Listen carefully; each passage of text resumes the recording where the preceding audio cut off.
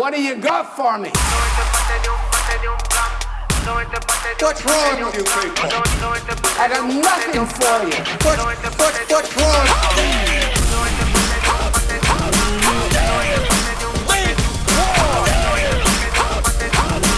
You're not David. How do y'all feel this morning? I feel rotten. That's how I feel. Well, that was enough for me. We could have had the benediction right there. That was so good. What's going on, everyone, and welcome to The Reformatory, podcast for the local church and by the local church. And we are your local churchmen. My name is Josh, and I'm here, as always, with my co-host in crime, fresh off a Cleveland Browns loss, Jack Barry. Jack, how are you emotionally right now, my man? Yeah, did this to one quote hurt? Ron, Sorry, no, go ahead. yeah, to quote Ron Burgundy, I'm in a glass case of emotion right now. You know, like Yeah, that whole I game. figured- Let's be figured honest, you that would whole be. game was a glass case of emotion because Yeah. I was somehow okay. Let's break this down a little bit of the proceedings that happened on Sunday. Okay. I had gone to a tailgate. I had eaten some really good, actually, barbecue pork there. Okay. All right. And then kind of filled up. So I didn't go into the state and buy anything really. Oh man. I just like filled up at the tailgate and then was like satisfied and then just kind of like screamed my guts out for the Browns the entire game. But we were at like the first place that I sat at. I sat at two places. So the first place that I sat at was in the upper deck. I thought I was going to get shanked up there. I thought I was going to die. It was not friendly. No. It was not friendly to a Browns fan. didn't It was like not you. friendly to the dog pound up there. No. right. I was going to die up there. Yeah. If I would have stayed up there the entire game, I was probably going to die. But after the first quarter, where Okay. we had significantly got just absolutely dominated that first quarter. Yeah. And the Seahawks had ran up 17 points on us. I'm just like, well, I guess I'll just go die somewhere. And so my brother-in-law is like, hey, like I'm sitting in a 200 level area that you can see the field like way clear. Yeah. And it's like closer to the field, and we have like four different seats over here with this group that we tailgated with. Yeah. And I'm like, okay. And he's like, and there's a Browns fan that you can sit next to. I'm like, thank you, Jesus. So I go down there, and this Browns fan and I, Yeah. and his girlfriend is a Seahawks fan, and I'm just Oh, like, I don't man. know what I feel. It's this feels even more dirtier Yeah. right now. Yeah, this is horrible. So then proceeds a starting to come back of Cleveland from that 17-point deficit into, I think it was like 14-17 at half. So they had scored 2 touchdowns, and then they started to kind of move their way up a little bit more until somehow Seattle's offense turned on. Like Seattle's offense was literally like the first quarter and then the last 2 minutes of the game. Seattle's offense did. Well, and I'm they like, remembered- it would be Cleveland. They that has to remembered that- deal yeah, with that's these it. shenanigans right now. They remembered they were playing the Browns, and they were like, "Oh yeah, that's right." Yeah. Who We're- are we we're- again? we're way better than what them. time Yeah. frame is this? Well- I mean, let's be honest. Yeah. We were working with a third. I mean, to be in the hardest, I think to play in the hardest stadium in the West Coast. Yeah. Literally, it is it is deafening. Oh, for in sure. there. Yeah. To play in the hardest stadium in the West Coast, to have a third string quarterback, and to somehow come back up from like that 17-point deficit to somehow just only lose by 4. I would say we're going some places with this team. Yeah. I mean, everybody, all the Browns fans, it's just internal struggle all the time. But, I mean, honestly, like, you're going somewhere, especially with the fight that you have and the defense that you have with our team right now. But, yeah, I'm just glad you so made I it just out drowned alive. my tears in, Yeah. yep, pizza Nice couple slices of pizza, drown my worries in that. And There you go. That does the trick. so, That does the trick. You know what else does the trick, Jack? yes. A nice cigar. A nice cigar. Yes, So, this is dude, true, sir. we're out This is true. we're out of the Oscars because October is done. Reformation Month has Yes. come to an end. All right. We hope that you all had an amazing Reformation Month and that your Reformation parties were absolutely fantastic. Unless your name is James White, then you're not invited. You're not in that wet blanket. That old curmudgeon. That curmudgeon. Did you see what he put up on Twitter? That grumpy I don't Gus. He put up on Twitter. He's like, just so you know, not much happened on October 31st, 1517. It really wasn't a big deal, and the fact that people give it the credence they do, it really just kind of shows that they don't know really much about history. I'm just like, I retweeted it, and I was like, you aren't invited to the party. You wet blanket. He's such a grumpy old man. He's so grumpy, Dude. He's so grumpy. What a turd.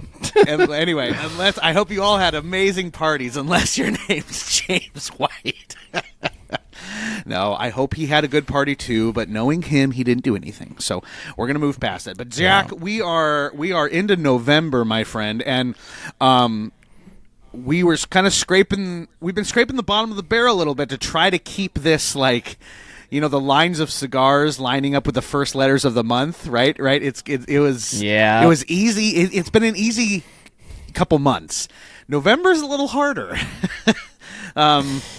November was a little hard, and that's what Josh and I did in the background. I said, okay, we could go with a tried and true tested line of cigars, or we could go with this boutique brand that I've had about a couple of theirs as well too. Right, and the boutique, and normally Jack and I are all about the boutique brands. Let's be clear, you all know this, right? But it would have been harder to get. Jack's only tried like 2 of them. I haven't tried any of them, so we opted for the mainstream this month. That's right. All right, we're going mainstream. All right, but I feel like we've established our street cred, so we can go mainstream, right, without being accused as posers. Okay, but Jack, November is for New World. That's right. Oh, yeah. New World cigars. Yeah. So, Jack, without further ado, my friend, why don't you give us the first reformatory cigar review of November? What do you got for us today? All right, friends. We are reviewing the line of cigars called New World by AJ Fernandez. AJ Fernandez is probably one of, if not the best blenders in the cigar industry right now. Literally all of his cigars that he collaborates on are, for short of lack of words, bangers, if you will, as the kids call them. He's like the Taylor Swift of tobacco blenders. Like everyone wants to do a collab with him, right? Like everyone, and then once they do, that's how you know they've kind of made it, right? So yeah.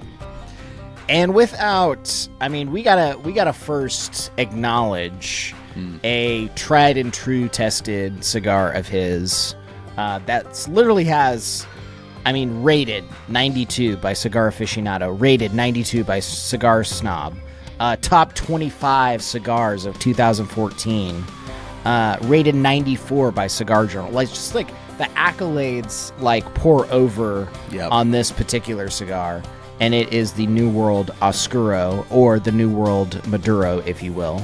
And it comes basically loaded with kind of the typical AJ kind of repertoire, in that the wrapper, it's basically a puro Nicaraguan. All right. So the wrapper is going to be Nicaraguan, dark Nicaraguan. Maduro wrapper. The binder is Jalapa. That tobacco is a particular region in Nicaragua. So he even goes deeper into this hole to establish himself as far as the street cred goes, because he talks about the tobaccos from Nicaragua that he's putting in his cigars. So when I say certain names, it's from Nicaragua, but it's from certain plots and regions in Nicaragua. So the binder is Nicaraguan, and especially from the region of Jalapa. The fillers are Otempe, Contiga, and Esteli. Esteli, you may know, a lot of people, especially if you've been smoking cigars, if you see Esteli, it's a region in Nicaragua as well. Those other fillers are all Nicaraguan as well too. Specifically, so the Vitolas can range anywhere from Robusto to Bellicoso, which is like a torpedo, all the way up to Toro, and even like a double Corona, which is kind of verging on Churchill. But Josh and I have really appreciated the cigar best in the box pressed sizing of this cigar. It just it's gives the best it way just to pops. enjoy this cigar. Yeah, It just really is. and most of these, honestly, most of these cigars too, we would recommend box pressed, just because there's something about box press that just gives it a little pop. Yep, As far as flavors go, as far as anything. So, man, I think that so with all that taken in mind, I think that this is going to be like. You can have this cigar with coffee. It's going to be more earthy. It's going to be more ground, kind of coffee earthiness to it. There's going to be some spiciness a little bit. It's not going to be a spice bomb, but there's some spiciness to this as well too. And then, I would just say that this is kind of like if you want kind of the tried and true cigar, this is going to be it. As far as MSRP goes, I think you could basically... I've seen New Worlds go from lately anywhere to the $8 to probably $11 range, depending on which size or Vitola you have. So somewhere around there. Still a great price as well too, especially for all that accolade that you get. I think the tobacco, the price per the flavor is really good. And man, this is just a tried and true cigar that we've had over and over again and really like and appreciate. Love it. Yeah, it's a great thing, especially in that box press. The New World Maduro. Make sure to go get yourself some for November. Smoke along with us.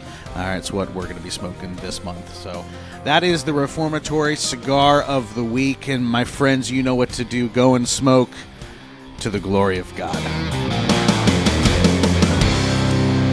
All right, Jack. So today, man, we are gonna talk about how do we intro this? We're gonna talk Getting about into drisky business. Risky business, yeah. No, we're gonna talk about the dangers of, especially in the local church, locking arms or platforming individuals that shouldn't be platformed simply because you may agree with them.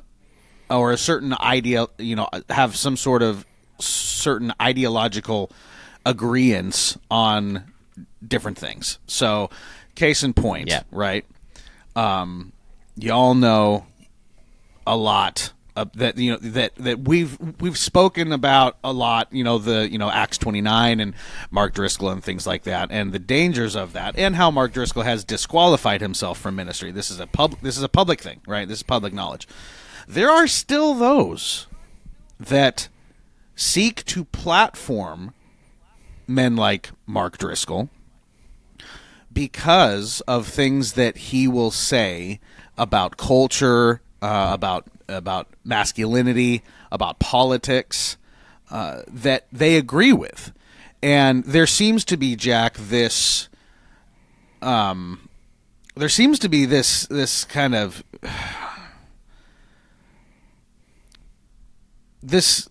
man, how do I want to say this?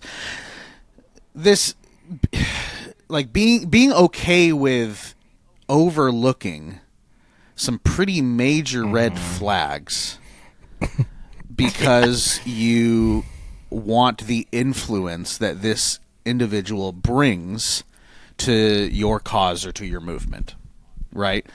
Now, it's good to state right off the bat. Obviously, nobody's perfect, right? Nobody is gonna 100% be flawless in their character. None of us are, right?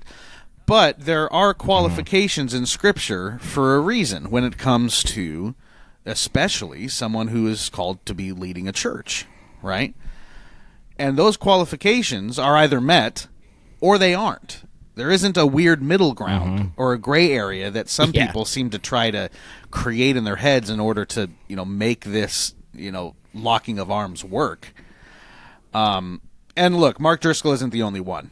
There are so many people, obviously on social media, just because social media is a cesspool, right? But there are so many people that have majorly disqualified themselves or have, had so many moral scruples in their life that they're no longer, people you can look at and, 100% recommend.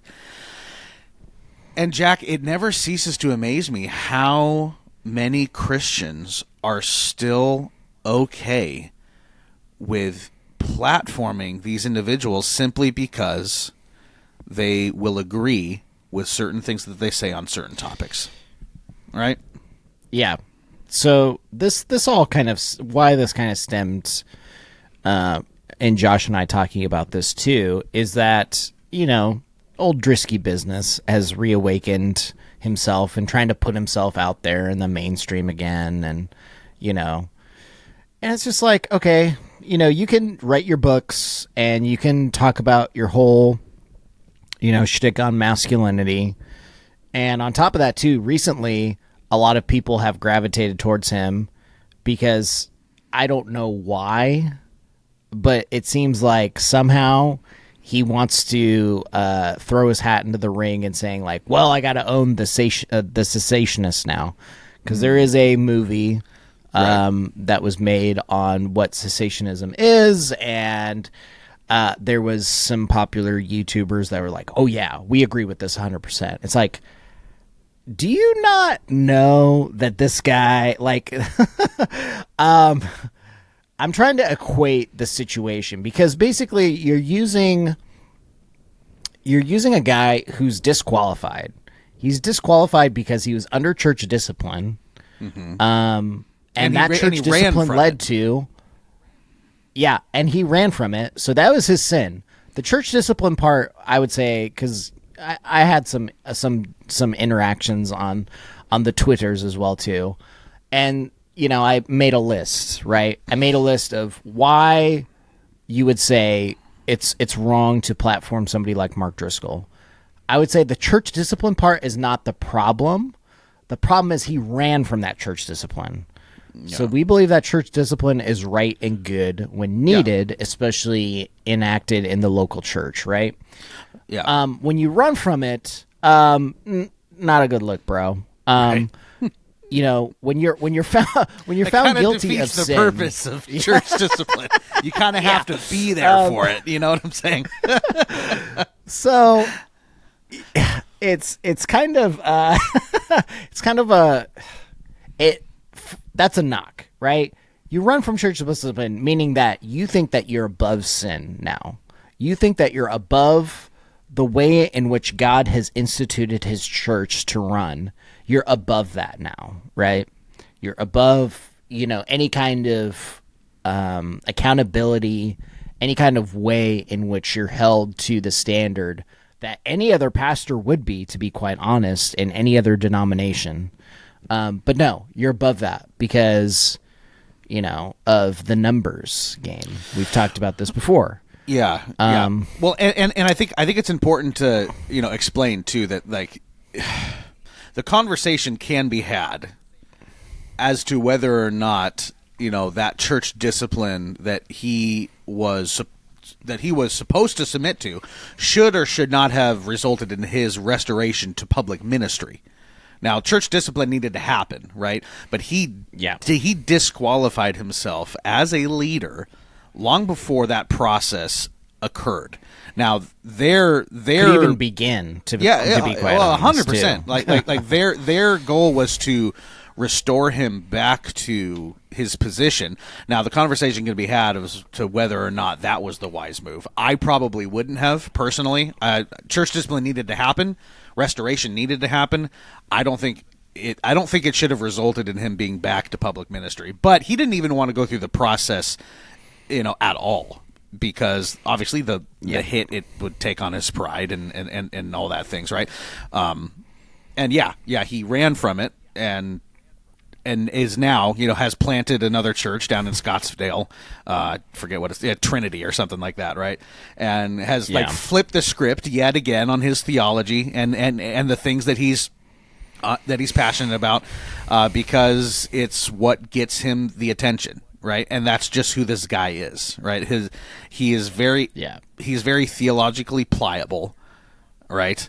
And he goes to and fro with the waves that will keep him at the top, right? And that's just who he has been for a long time. But because he says things, Jack, that conservative Christians agree with, right? Things about masculinity, things about politics, things about culture. And to be clear, right, he'll say some things that I'll agree with. I'll be like, yeah, like that. I agree with that statement. I do think that is a problem in the culture, right? But just because I agree philosophically with a statement that Mark Driscoll makes, that does not equate to me embracing him as a teacher or as, as someone who should be in that role. That does not equate to me platforming him. That does not equate to me recommending him. That doesn't equate to me doing anything. It's simply something I can be like, yeah, okay, I agree with that. But then I don't then attempt to use, the position that he has, the followers that he has, the obvious, influence that he has to then, further my cause because we happen to agree on this one thing. But Jack, there's so many people that are doing that. And in doing so, they overlook the fact that the man is disqualified. Right now, again, I'll say this and I'll throw it back over to you, Jack. We're using Mark Driscoll as an example because it's easy, because it's something Jack and I are familiar with. It's something that's happening right now, right? But this happens all the time with so many other different people, right? You'll have people that are just awful, but because they say things to whatever it is, whatever it is about culture or masculinity or woke stuff, right? Then they're our guy. We're going to lock arms with them, and it's dangerous, Jack. It's dangerous to lock arms with people that are one, obviously disqualified, but two, you don't agree with at the baseline level of the gospel, like Orthodox theology, Orthodox Christianity, and we have Christians just kind of throwing that off to the side and choosing to lock arms with these individuals anyway. Yeah, I think that the problem too, I think there's a more regional example, especially too in the Pacific Northwest. There was a pastor at a certain church. He was also a seminary professor too when I was going to a particular seminary down in Portland.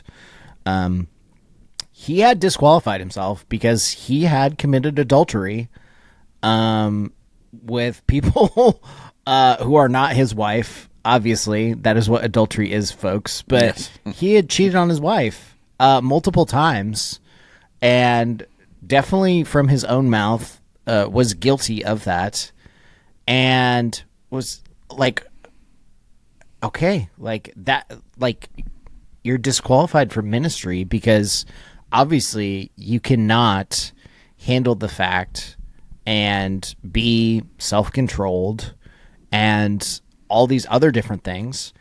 And yet there are still churches, and he's trying to weasel his way back into being on a teaching platform again, unsurprisingly with Mark Driscoll. So, man, it's just like, I really think a lot of it has to do with people who are getting platformed really have a problem with, and people who are thinking about platforming men like Mark or any other person who has been disqualified from their position, like that's a huge thing. Like, we're not talking about just some random person who, has an opinion on something and is invited to a show and they're a church member. Like, we're not talking about that. We're talking about people who have been disqualified from ministry. Like, that is like a huge difference between talking to somebody on a show about something and talking to somebody who is literally like not in step with biblical teaching, and not only that, like had been reconciled, hasn't done any of this stuff. Right. So to basically say that their opinion is more and is above other people's opinions doesn't hold weight for me. Because in my, like, I'm like The Rock. Like, it doesn't matter what you say, Mark Driscoll. It doesn't matter what you say. It doesn't matter what you say. Because you're disqualified at this point. Like, Yeah, I don't want to hear what you say, to be quite honest. Like, you forfeited that. Sure. Because Sure. you have the sin of pride, and you do not want to take care of this. And thus, like, I don't really care about your opinion, to be quite honest. Well, and it's not just things he struggles with, right? Because we all struggle with it. It's refusing to submit to people that called him out on it, right? And that's the problem, right? So and it's this issue, Jack, that I'm seeing in the church today is because we have such a desire, and I think such a I would go so far to say a borderline unhealthy obsession with the culture, right? And what I mean by that is an unhealthy focus on how bad it is and how we should be coming against it as Christians. Now, don't get me wrong, right? We are not called to be of this world. We're in it, but not of it, right?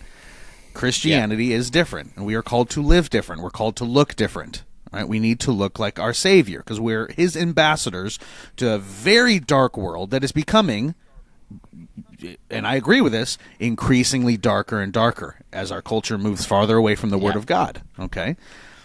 Yeah. However, simply because that is a fact and that is the reality that we live in, I do not see that as worth giving permission for Christians to lock arms and platform and to continue to platform individuals that frankly aren't doing us any good and don't have the wisdom, the discernment, or the maturity to hold that platform. And we know men like Mark Driscoll don't, right?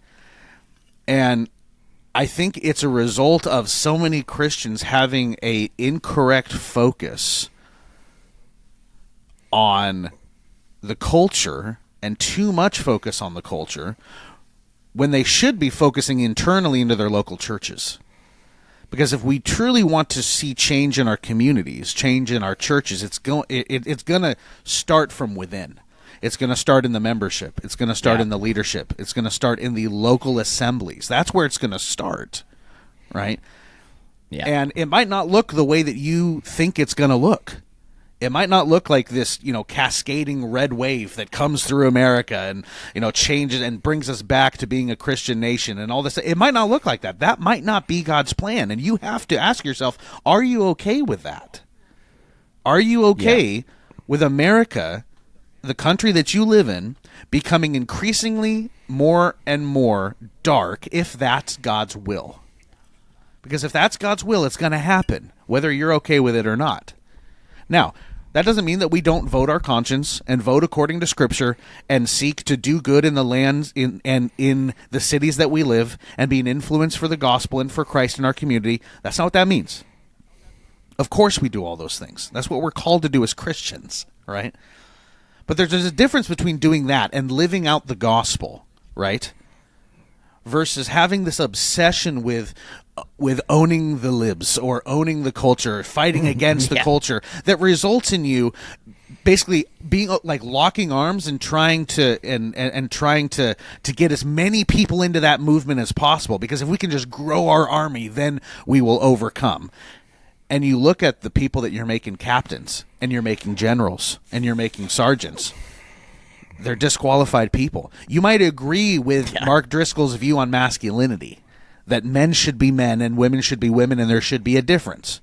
Like, yes, I agree with that, of course. But that doesn't mean I'm going to have him come to my church and speak at a conference.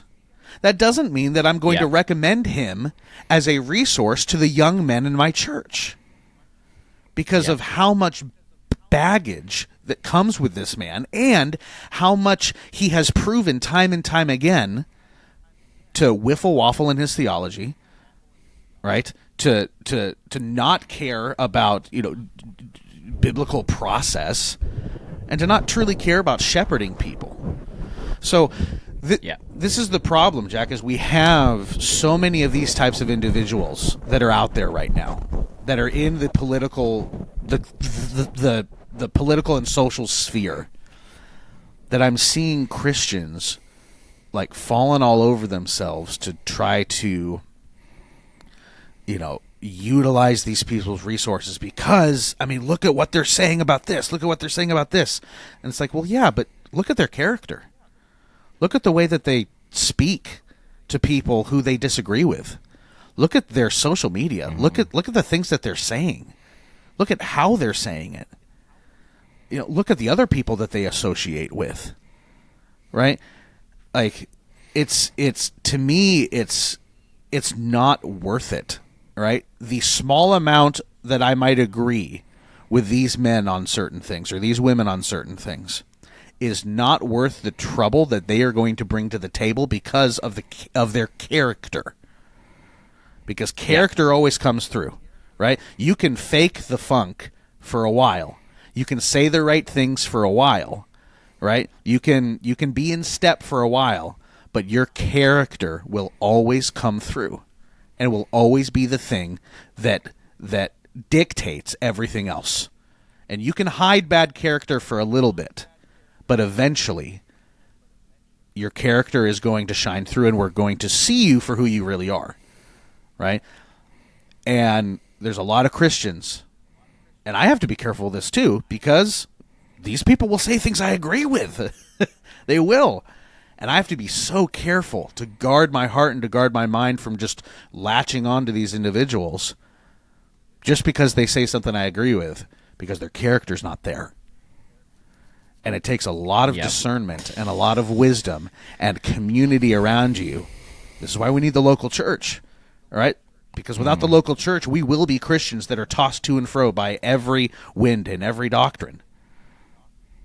God has provided that local church as such an amazing structure for us to keep us in between the guardrails, right? And Jack, it's concerning to me when I see all these people on social media that are loud and that are brash and that gain followers because of it. The amount that Christians are willing to overlook in order to get them on the team because they agree with something they say is astounding to me, and it's really worrisome. And I don't think it's going to end the way these people think it's going to end. Yeah. There's just, part of it too is the way in which, like, you're associated. So at this point right now, what I think is highly ironic is that Mark Driscoll is basically a person away in association to being linked with Benny Hinn. That's the reality of it. Like, this was a guy who, 10, 15 years ago, we would say is against the prosperity gospel, and yet is literally horseshoed his way to like almost linking arms with Benny Hinn. Yeah. It's like, well, congratulations, like you played yourself. So Look at what's it? Francis Chan. Like remember when Francis Chan was like the young restless and reform's like golden boy. Like we loved Francis Chan, right? He was all over Piper and all over like Gospel Coalition, stuff like that. He's doing stuff with Benny Hinn right now. He's like on tour with Benny Hinn right now. Possibly the world's foremost what's the old time, a con artist. Benny Hinn, charlatan, if you will, charlatan, yes, dude, and Chan's with him, and it's just like, what in the world, man? But there will be people that we'll overlook lock that. arms with those people. Yeah, we'll lock arms with those people to own these people over there. Right. So like, I will. Right. and I think Josh and I talked about this. Like literally, the phrasing "the enemy of my enemy is my friend" that doesn't work in the local church. That doesn't No. even work in the church at all. People, No, it There's doesn't. no dynamics for that because you are literally going to follow the Orthodox teaching and what has always been taught throughout the history of the church and understanding of that. Yeah. Or you are going to go the way of all these other kooky people that are now trying to do, gosh, demon slayer move, like the absolute most like craziest stuff. And it's just like, guys, we're not denying, and all of this is stemming over the cessationist versus the continuationist viewpoints. But I think too, it's not only that, it's like even like hyper continuationists are getting involved in this. Yeah. And the arguments that people are making are ridiculous. And even conflating cessationism to atheism, that is ridiculous. You cannot do that, folks. Yeah. Conflating a whole bunch of things to saying that cessationism will lead to X, Y, and Z. Like, that's how I know you can't logically study another person's position and try and dissect what they're actually saying and come to a good conclusion and a good debate. You really, what people do nowadays, they don't do that anymore. Like, forget that. That's not happening anymore. To understand a person's point of view and to try and peel back the layers of that in a rational and civil way, that doesn't happen anymore. Yeah. What happens today is this. All right, let's get the heavies on this. And let's go to town on these people, because the only way they're going to learn is through a beating. Yeah. Through a philosophical beating, or we're just going to beat them with the fact that we have this guy over here that, X, Y, he did X, Y, and Z and did all this stuff, and we're going to get him in there, and he's going to be the heavy and go to town on this tribe. It's like, man, we don't learn, people. This is cyclic, like church history over and over again from the beginning of the Bible. Okay, this never ends. And I don't know what it takes for us to like experience, I guess, a level of just like utter like demotion in our souls to understand like what we're doing is actually like very like that's not helping us. Sure. I don't know where we get to that point. Sure. I think it's gonna have to take like somebody like exile like coming in and like invading the United States of America and like basically Something taking drastic, exiles in order for us to understand taking stuff, us to maybe. Babylon. Yeah. But then even I don't know if that's wise as well too, because then hyper dispensationalists might get on us as well too, and they might go to town. Everyone's But it just comes down to the ways in which we're doing stuff, and it just goes back to like we are now living in a world that says, I mean, it doesn't take much for me to equate what's going on in my local neighborhood, which is you have certain levels of gang violence that happens, and then also there's violence that are initiated by gangs, right? It doesn't take me very much to basically equate that to what's going on in theological camps nowadays. Like, we don't really have tribes. We have gangs, right? Gangs of and New York. And you're going to get, and in order to get in this gang, like, we're going to initiate you, or you've already been initiated, and we're just going to, basically put you under the gang now. Yeah. And now we're going to go out and we're going to basically cause mischief and do some harm to people. And let's be honest, Mark Driscoll has done a significant amount of spiritual abuse to people. Yeah. And the fact that he is not even reconciled, he has not initiated reconciliation, he's not asked for forgiveness. He's not done any of those things, folks. That should be the top tier level of red flag. Yeah. That before you even look at his tweets or what he's saying on social media, like, you should probably ask yourself, does this guy even care about Christians? Well, that because right now, yeah, like that alone should be enough to call the character into question, right? And we don't do that, right? We need some discernment and some wisdom especially in these days, man, because there are going to be so many wolves in sheep's clothing that dress up like the sheep and tell the sheep what they want to hear, right? The preachers that go and they tickle the ears, right? Obviously, I mean, for the longest time, we just associated ear tickling with like the prosperity gospel, or the whole self-esteem movement, or things like that. Your ears are tickled by anything that you want to hear. Okay, and there are so many people out there that want to be the one to tell you what you want to hear, right? And for some people, it is the prosperity gospel, right? That Jesus was going to give you a lot of money and you'll never get sick. For some people, it's the American dream, right? That the gospel, if we can get Christianity back into schools, then everything's going to be okay.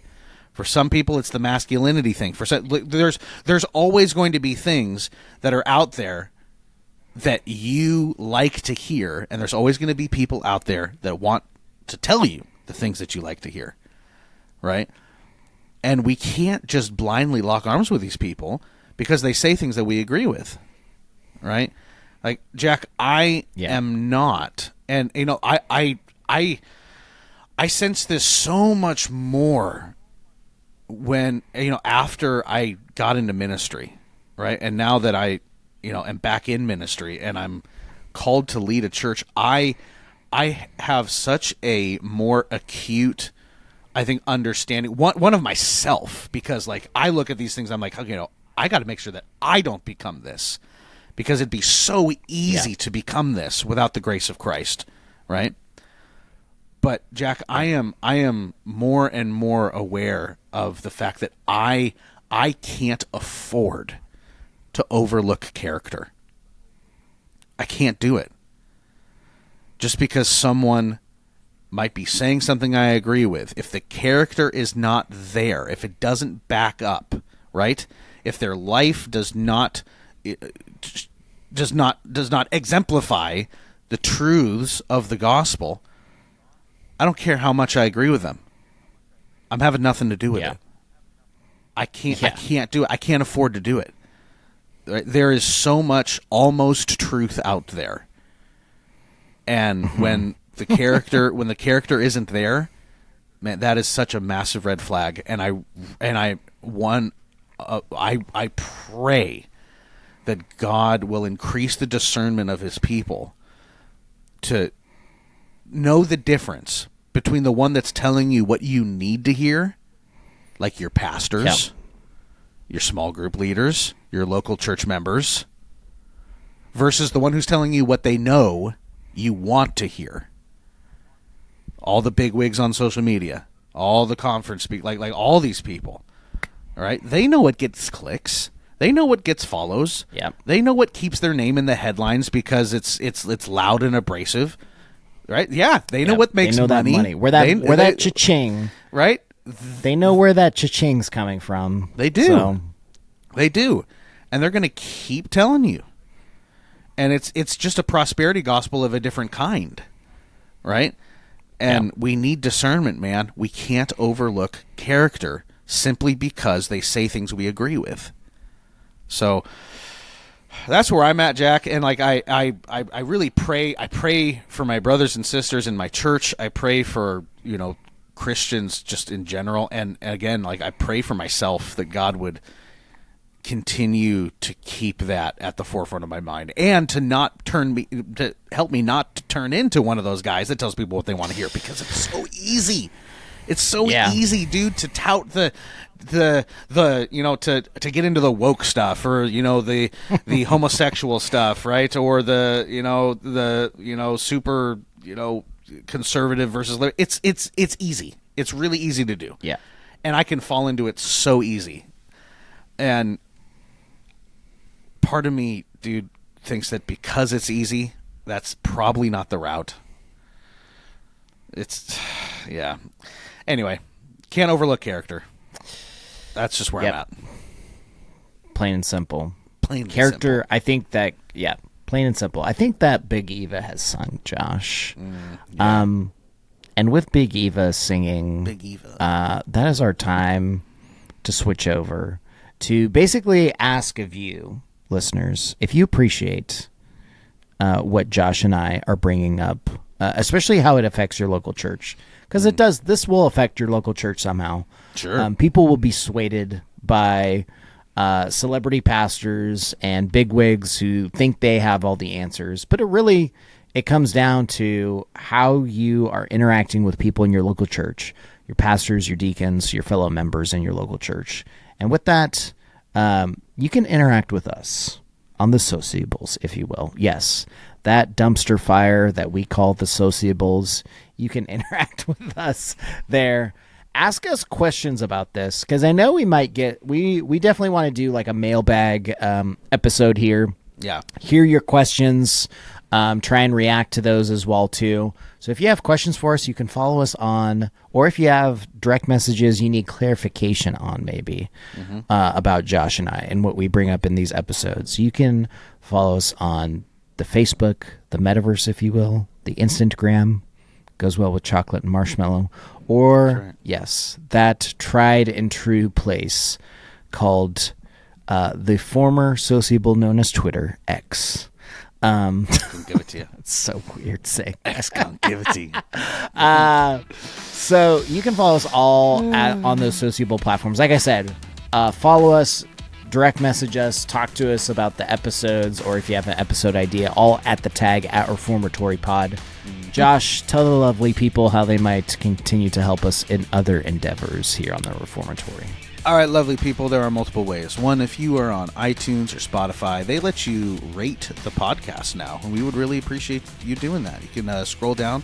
It's not Reformation Month anymore, but if you would, whether you listen on iTunes or Spotify, give us a little 5 stars for 5 solas. Maybe write us a little paragraph, right? I know we got some new listeners that have, that are there. I see the numbers. And we'd love you guys to tell us kind of how you found the podcast, what you like about the podcast. Write us a little review. We'd really appreciate that. We have YouTube, so if you listen to this and you think to yourself, I want to see this also, which would be really weird, but some of you do.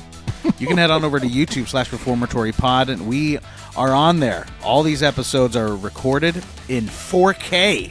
That's right. You see every 4K. pimple, every scratch, every gray hair, dude, you see it all.